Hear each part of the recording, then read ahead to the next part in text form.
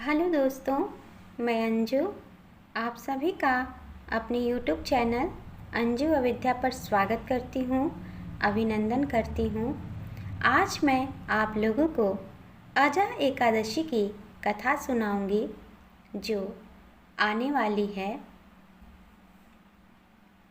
तो आप सभी से कथा सुनाने से पहले मैं विनम्र निवेदन करती हूँ कि आप सभी श्री कृष्ण भगवान का स्मरण करें, श्री राधा रानी सरकार का स्मरण करें और मेरे साथ जयकारा लगाएं।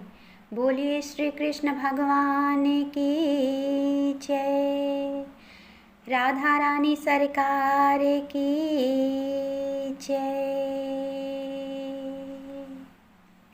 हे प्रथम पूज्य गणेश भगवान, आपके चरणों की मैं कोटि कोटि बार वंदना करती हूँ।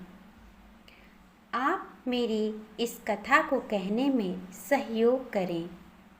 हे माँ शारदा, मैं आपका आवाहन करती हूँ कि आप आकर मेरे कंठ में विराजमान हों, ताकि मैं इस कथा को सुंदर रूप से और स्पष्ट रूप से कह सकूं और सुनने वाले को यह अत्यंत सुंदर प्रतीत हो। बोलिए श्री गणपति महाराज की जय, माता शारदा की जय। आइए भक्तों, पहले श्री कृष्ण भगवान की स्तुति कर लेते हैं, फिर इसके बाद कथा सुनाती हूँ। श्री कृष्ण गोविंद हरे मुरारी, हे नाथ नारायण वासुदेवा।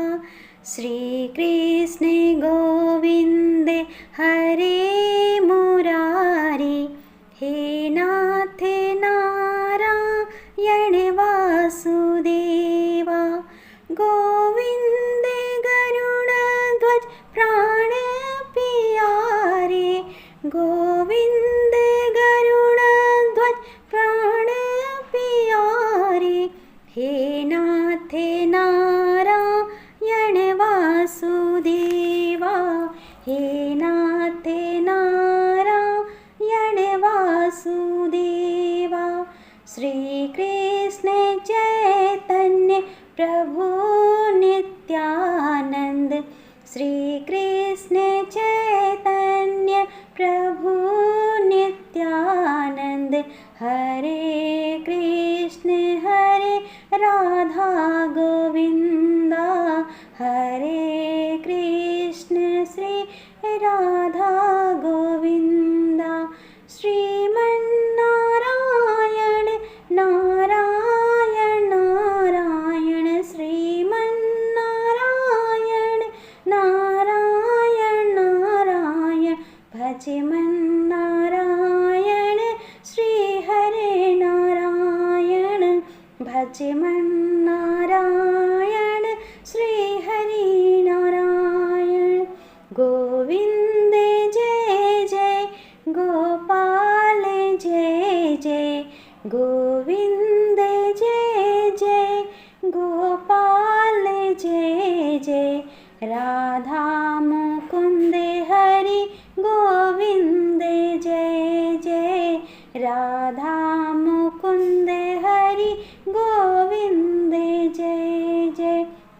गोविंद हरि गोपाल हरि, गोविंद हरि गोपाल हरि। जय केशव माधव श्याम हरे, जय केशव माधव श्याम हरे। मुरलीधर माधव श्याम हरे, मुरलीधर माधव श्याम हरे। जय जय प्रभु दीनदयाल हरे, जय जय प्रभु दीनदयाल हरे। जय श्री कृष्ण। आइए भक्तों, अब हम सुनते हैं अजा एकादशी की कथा। कुंती पुत्र युधिष्ठिर एक बार श्री कृष्ण भगवान से कहने लगे कि हे जनार्दन, हे कृष्ण, भादो मास के कृष्ण पक्ष की जो एकादशी होती है उसका नाम क्या है, उसे करने की विधि क्या है और उसका महत्व क्या है। तब श्री कृष्ण भगवान कहने लगे कि सब प्रकार के समस्त पापों को नाश करने वाली भादो मास की कृष्ण पक्ष की एकादशी का नाम अजा एकादशी है। इसके व्रत को करने से मनुष्य सब पापों से मुक्त हो जाता है। जो मनुष्य इस दिन भगवान ऋषिकेश का पूजन करता है उसको अवश्य वैकुंठ की प्राप्ति होती है। अब मैं इसकी कथा तुमसे कहता हूँ, सो ध्यानपूर्वक सुनो। प्राचीन काल में हरिश्चंद्र नाम का एक चक्रवर्ती राजा राज्य करता था।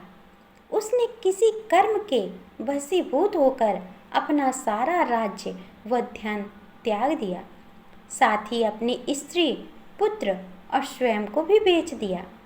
वह राजा चंडाल का दास बनकर सत्य को धारण करता हुआ मृतकों का वस्त्र ग्रहण करता रहा, मगर किसी प्रकार भी सत्य से विचलित नहीं हुआ।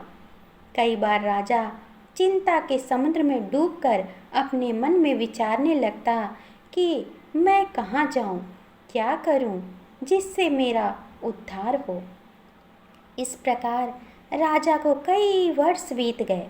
एक दिन राजा इसी चिंता में बैठा हुआ था कि गौतम ऋषि आ गए। राजा ने उनको देखकर प्रणाम किया और अपनी सब दुख भरी बात कह सुनाई। राजा की इस बात को सुनकर गौतम ऋषि कहने लगे कि हे राजन, तुम्हारे भाग्य से आज से 7 रोज बाद भादो माह की कृष्ण पक्ष की अजा नाम की एकादशी आएगी।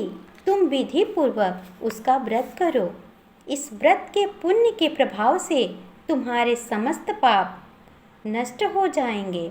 इस प्रकार राजा से कहकर गौतम ऋषि तो उसी समय अंतर ध्यान हो गए और राजा ने उनके कथनानुसार अजा एकादशी आने पर विधि पूर्वक व्रत व जागरण किया। उस व्रत के प्रभाव से राजा के समस्त पाप नष्ट हो गए। स्वर्ग से बाजे बजने लगे और पुष्पों की वर्षा होने लगी। उसने अपने मृतक पुत्र को जीवित और अपनी पत्नी को वस्त्र तथा आभूषणों से युक्त देखा। उस व्रत के प्रभाव से उसको पुनः राज्य भी मिल गया और अंत समय में अपने परिवार सहित स्वर्ग को गया। हे राजन, यह सब अजा एकादशी के प्रभाव से ही हुआ, श्री कृष्ण युधिष्ठिर से कहते हैं। अतः जो मनुष्य यत्न के साथ विधि पूर्वक इस व्रत को करते हुए रात्रि जागरण करते हैं, उनके समस्त पाप नष्ट होकर अंत में वे स्वर्ग लोक को प्राप्त होते हैं। इस एकादशी की कथा के श्रवण मात्र से अश्वमेध यज्ञ का फल प्राप्त होता है। बोलिए अजा एकादशी कथा की जय। बोलिए श्री कृष्ण भगवान की जय। राधा रानी सरकार की जय। सभी कृष्ण भक्तों की जय। जय श्री कृष्ण, जय श्री कृष्ण, जय श्री कृष्ण।